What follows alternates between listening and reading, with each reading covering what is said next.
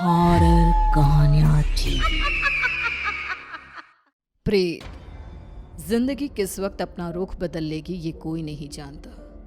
कब फूलों से भरी बगिया उजड़कर खाक हो जाएगी, कब मैदान बंजर रेगिस्तान हो जाएगा और कब खुशियों से भरी जिंदगी मायूस हो जाएगी, ये कोई नहीं जानता।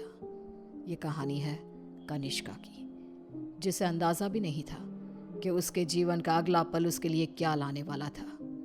एक ऐसा अंधेरा जो हमेशा के लिए उसकी खुशियों को खा जाने वाला था। मम्मा, तुम कब से तैयार हो रही हो और कितनी देर? जल्दी चलो ना, हम लेट हो जाएंगी। अभी आई लाडो, बस 2 मिनट, साड़ी तो पहनने दे। लगता है आप भूल गई है कि आज मेरी कॉन्वोकेशन सेरेमनी है और मैं फर्स्ट आई हूँ। आज के दिन मैं लेट नहीं हो सकती मम्मा। इसीलिए तो समय लग रहा है लाडो। जिसकी बेटी फर्स्ट आई है उसे तैयार भी तो फर्स्ट क्लास होना पड़ेगा ना।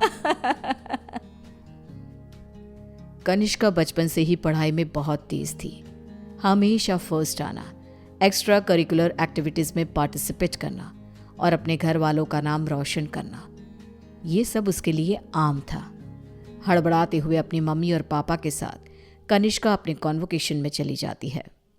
I must say, Mr. and Mrs. Verma, you are very lucky जो आपके घर इतनी होनहार बच्ची पैदा हुई, वरना इस उम्र में तो अक्सर लड़के और लड़कियां भटक जाते हैं।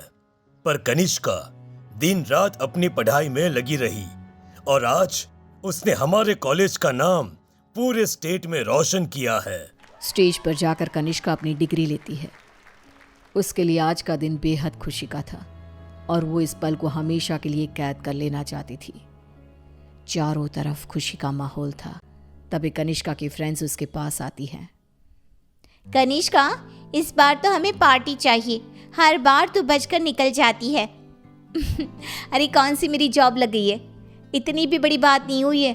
अब बस लंदन यूनिवर्सिटी में मेरा एडमिशन हो जाए, तब पार्टी पक्की।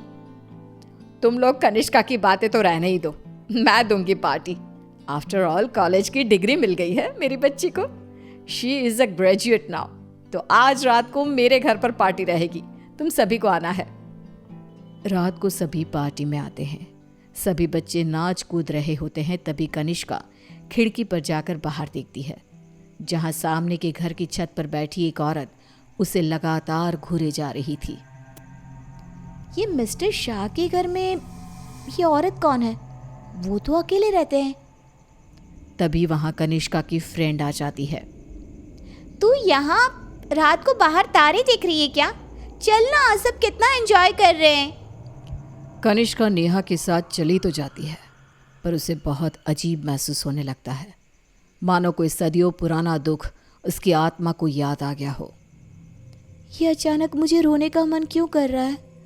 और ये स्मेल कहाँ से आ रही है?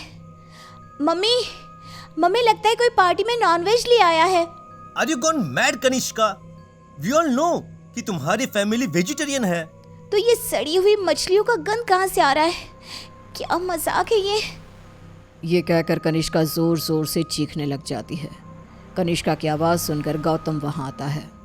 ड्रामा मत करो कनिष्का, बस इसी कारण से ही मैं पार्टी वार्टी पसंद नहीं करता।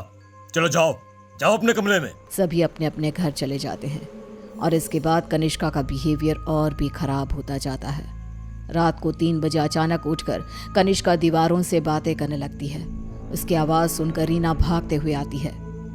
अरे बेटा, इतनी रात को तुम यहाँ पर क्या कर रही हो? और दीवार को देखकर किससे बात कर रही हो लाडो? कोई नहीं है यहाँ। रीना कनिष्का को सीने से लगा लेती है। कनिष्का का शरीर बहुत गर्म था। रीना ये देखकर सोच में पड़ जाती है। आज तक मेरी बच्ची ने कभी ऐसा बिहेव नहीं किया, आज क्या हो गया है इसे? शाम तक तो बिल्कुल ठीक थी और अब अचानक इतना तेज बुखार, ये सब क्या हो रहा है? रीना भागकर थर्मोमीटर लाती है और कनिष्का का टेम्परेचर चेक करती है, पर उसका टेम्परेचर बिल्कुल नॉर्मल था। ऐसा कैसे हो सकता है? ये सब क्या हो रहा है? अचानक मेरी बेटी को किसकी नजर लग गई? रीना अपनी बेटी के साथ ही सो जाती है और अगली सुबह डॉक्टर को बुलाती है, पर डॉक्टर के टेस्ट के बाद भी सब कुछ नॉर्मल ही निकलता है। अब ये क्या नया लफड़ा आ गया है? एक और नया खर्चा। ये क्या कह रहे हैं आप? जब तक कनिष्का टॉपर थी तब तक आपकी बेटी थी, और आज बेचारी बच्ची तकलीफ में है तो ये सब कहने लगे आप? रीना और गौतम में बहस हो जाती है। गुस्से में गौतम घर से बाहर निकलता है, जहां उसे पता चलता है कि मिस्टर शाह अब नहीं रहे। वो घर आकर कनिष्का के पास बैठी रीना को इस बात की खबर देते हैं, जिसे सुनते ही अब तक सोई कनिष्का अचानक मुस्कुराने लगती है और भागती हुई अपनी अलमारी खोलती है और सारे सामान को बाहर बिखेर देती है। क्या ढूंढ रही है बेटा, मुझे बता लाडो। इतने में कनिष्का के हाथ कैंची लग जाती है, जिसे लेकर वो अपने सर के सारे बाल काटने लगती है। मिल गया मम्मा, मिल गया। ये क्या किया तूने? अरे क्या हुआ है लाडो तुझे? मुझे बता। तूने कल से कुछ खाया भी नहीं। कुछ खा ले बेटा, कमजोर हो जाएगी। पेट भर गया है। कितनी उल्टियां भी की मैंने। पूरे के पूरे शाह को खाकर बैठा हूं मैं। खाकर बैठा हूँ? ये सब क्या कह रही है तू? बाथरूम में जाकर देख ले। रीना बाथरूम में जाती है, जहाँ बेसिन में नीले रंग की उल्टी थी, जिसमें मांस के टुकड़े थे, जिसे देखकर रीना को भी उल्टी आने लगती है। वो भागकर वापस कनिष्का के कमरे में आती है।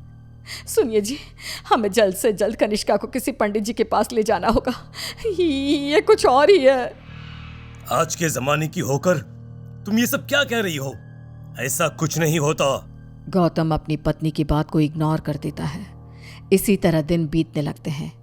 भूखी रहने के कारण अब कनिष्का के शरीर की हड्डियां भी दिखने लगती है।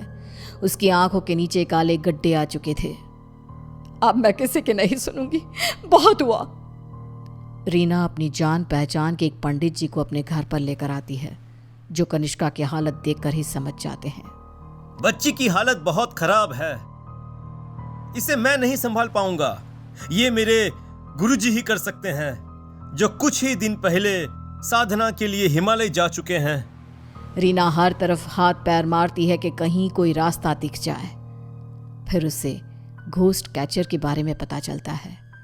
डूबते को तिनकी का सहारा समझ रीना उनकी टीम को भी अपने घर पर बुला लेती है, और वो लोग कनिष्का से पूछताछ शुरू कर देते हैं। क्या आई हो तुम और कौन हो? कितनों के नाम बताऊं? मतलब तुम एक से ज्यादा हो। एक से ज्यादा हो इस लड़की के शरीर में। बताओ बताओ कितने हो? हम 42 प्रेत हैं। कनिष्का की बात सुन वहां मौजूद सब लोग हैरान रह जाते हैं। उसके शरीर में बसे इन प्रेतों को निकालना अब किसी के बस में नहीं रह गया था। उसी शाम कनिष्का की मृत्यु हो जाती है, जिसका सदमा रीना बर्दाश्त नहीं कर पाती और सब कुछ छोड़ अपनी बेटी के साथ हुए इस हादसे के पीछे की वजह का पता लगाने निकल पड़ती है।